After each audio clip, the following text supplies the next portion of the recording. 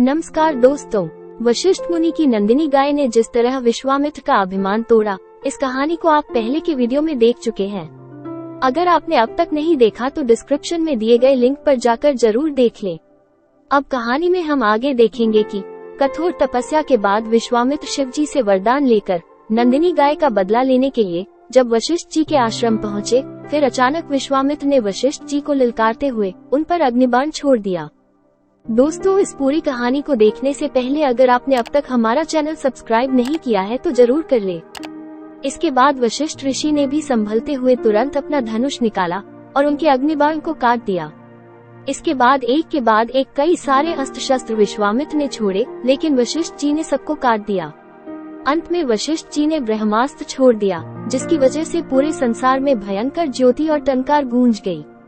तब सब ऋषि मुनि उनसे प्रार्थना करते हुए बोले, ऋषि, वह आपके ब्रह्मास्त्र की काट विश्वामित्र जी के पास नहीं है, आपने उन्हें परास्त कर दिया, इसलिए अब आप ब्रह्मास्त्र से उत्पन्न भयंकर ज्वाला और टंकार को शांत करें। तब वशिष्ठ जी ने ऐसा ही किया।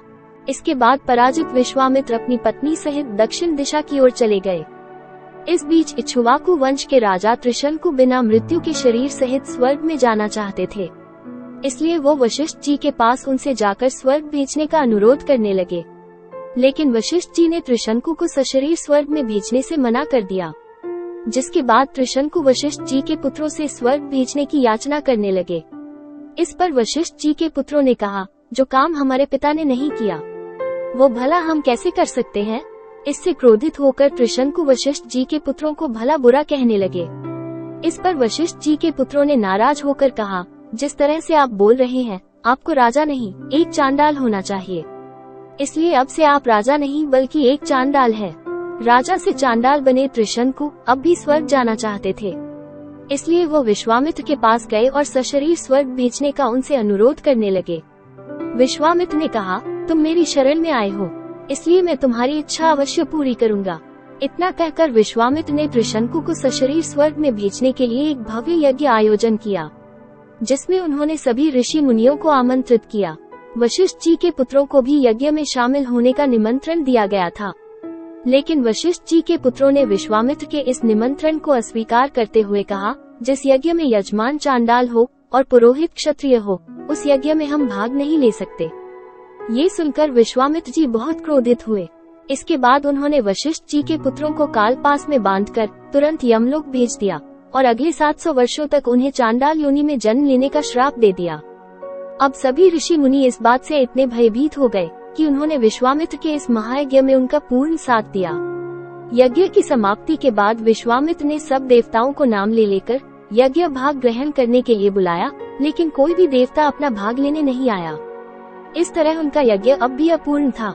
लेकिन विश्वामित्र त्रिशंकु को शरीर सहित स्वर्ग में भेजने का वचन दे चुके थे, इसलिए उन्होंने क्रोधित होकर मंत्र पढ़ते हुए आकाश की तरफ जल छिड़का और अपनी तपस्या के बल पर त्रिशंकु को स्वर्ग भेज दिया।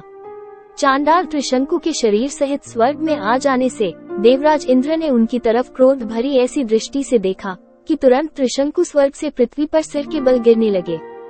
त्रिशंकु को पृथ्वी पर गिरता देख विश्वामित्र ने उन्हें बीच आकाश में रोक दिया और फिर आकाश में उसी स्थान पर विश्वामित्र ने अपनी तपस्या के बल से एक नए तारामंडल समेत स्वर्ग की रचना कर डाली। दोस्तों, यह वही तारामंडल है जिसे आज हम सप्तर्षि तारामंडल के नाम से जानते हैं। इस प्रकार एक नया स्वर्ग बन जाने से इंद्र डरकर विश्वामित्र के पास आकर क्षमा याचना करने लगे।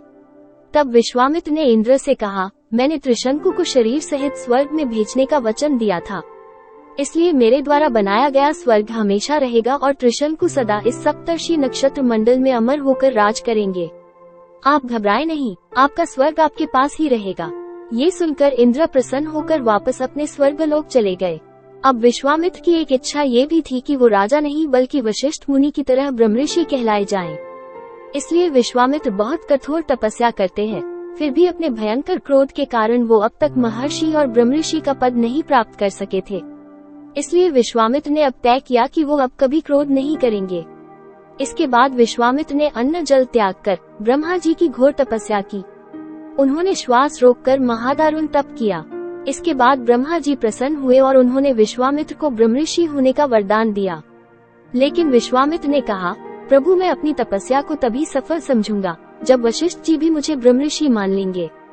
जब ये सूचना वशिष्ठ जी को मिली तो वशिष्ठ जी ने कहा, मैं उन्हें अभी भी ब्रह्मऋषि स्वीकार नहीं कर सकता, क्योंकि उनके भीतर अभी भी अहंकार और क्रोध शेष है। वशिष्ठ जी की यह बात सुनकर विश्वामित्र फिर से आग बबूला हो गए। क्रोधित होकर उन्होंने हथियार उठा लिया और एक बार फिर से वशिष्ठ जी को मार डालने के लिए उनके निवास स्थान पर पहुंच गए। वहां उन्होंने वशिष्ठ जी को अपनी पत्नी से ये कहते सुना कि देखो, पूर्णिमा का चंद्रमा विश्वामित्र की तपस्या जैसा चमक रहा है। ये सुनते ही विश्वामित्र के हाथ से तलवार छूटकर नीचे गिर गई। उनका सारा क्रोध और अहंकार चूर चूर हो गया। वो वशिष्ठ जी के चरणों में गिर पड़े। उनकी आंखों से आंसू बहने लगे। गुरु वशिष्ठ ने उन्हें गले से लगाते हुए कहा, आपकी तपस्या अब पूर्ण हुई, आपका अहंकार अब बिल्कुल समाप्त हो गया है। विश्वामित्र जी, अब से आप वास्तव में ब्रह्मऋषि हैं। इसके बाद विश्वामित्र को अब केवल दिव्य ज्ञान प्राप्त करना शेष था, इसलिए उन्होंने पुनः घोर तपस्या आरंभ कर दी। तब उनकी घोर तपस्या से भयभीत होकर इंद्र ने अपनी 11 सुंदर अप्सराओं में से सबसे सुंदर अप्सरा मेनका को उनकी तपस्या भंग करने के लिए भेज दिया। दोस्तों, विश्वामित्र और मेनका की कहानी वीडियो के अगले पार्ट में देखेंगे। अब आप हमें कमेंट में ये बताएं कि इस कहानी से आपको क्या सीख मिलती है। दोस्तों, अगर आपको ये कहानी पसंद आई हो तो वीडियो को लाइक करें, चैनल को सब्सक्राइब करें। अब मिलते हैं अगली वीडियो में, तब तक के लिए जय श्री राम।